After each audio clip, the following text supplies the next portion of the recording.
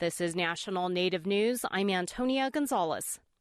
The city of Chula Vista, California, decided to remove its controversial statue of Christopher Columbus last week ahead of a planned protest. But that didn't stop people from demonstrating.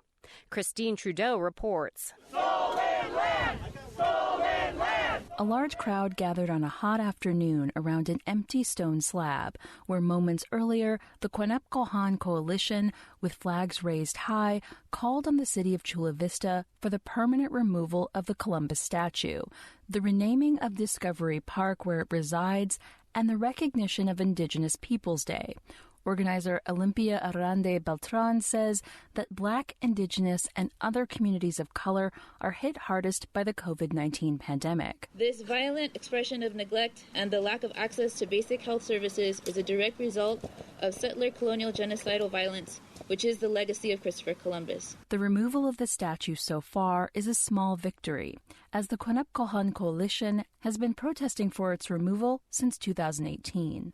I know this is just one location in all of San Diego. We have plenty of monuments dedicated to Father Serra, to Juan Rodriguez Cabrillo, all of whom contributed to the decimation of the original California peoples. So this is not the end of our fight. The city of Chula Vista says the statue was placed into storage over, quote, public safety concerns, unquote.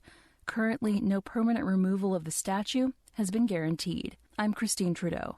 This story is a collaboration between National Native News and the Solutions Journalism Network. Communities of color are calling for the end to police violence and also seeking the removal of controversial statues after the killing of George Floyd in police custody in Minnesota. In New Mexico, grassroots efforts by Native people are seeking the removal of names and symbols of Spanish conquistadors around the state. A demonstration is planned Monday for the removal of a statue of Juan de Oñate in northern New Mexico. There will be an investigation into the fatal shooting of an Indigenous man by the Royal Canadian Mounted Police in the East Coast province of New Brunswick. As Dan Karpenchuk reports, the shooting comes 8 days after the death of a 26-year-old First Nations woman also in the province. The investigation will be conducted by the police watchdog in the neighboring province of Quebec. New Brunswick police were responding to a report of a disturbed person, possibly armed. When they arrived, they found a man armed with a knife. Officers allegedly used a taser-like weapon without success. They say the man charged them before he was shot by one of the officers. People in the Red Bank First Nation were upset and posted their anger on social media. Pam Palmater is a Mi'kmaq lawyer and chair of Indigenous governance at Toronto's Ryerson University. There is no accountability mechanism for any police officer that engages in sexual assault, child porn rings, human trafficking rings, or killing of Black and Indigenous peoples. They have an almost 100% impunity rate. And the fact that we don't have access to the data, to the police disciplinary files, investigations, reports, or findings allows them to continue to get away with this with impunity. Palmater says this is an example of the racially motivated violence that happens against Indigenous people in Canada every day. The Royal Canadian Mounted Police across Canada have been under scrutiny recently because of a string of violent incidents involving Indigenous people. In one incident, dashcam footage showed an officer punching and tackling an Alberta First Nations chief during an arrest.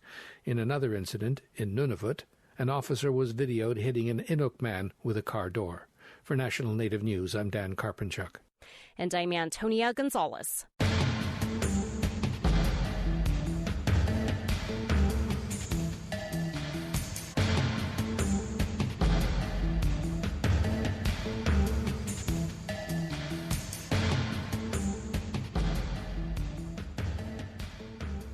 National Native News is produced by Koahnic Broadcast Corporation, with funding by the Corporation for Public Broadcasting. It's the circle of life that teaches us to take care of each other, to use our voice when we are in need. Like the circle of life, there is an opportunity that comes around every 10 years, a chance to participate and let others know who we are and where we are. The 2020 census will be our opportunity to shape our future for generations to come. Shape our future. Start here. Learn more at 2020census.gov. Paid for by U.S. Census Bureau.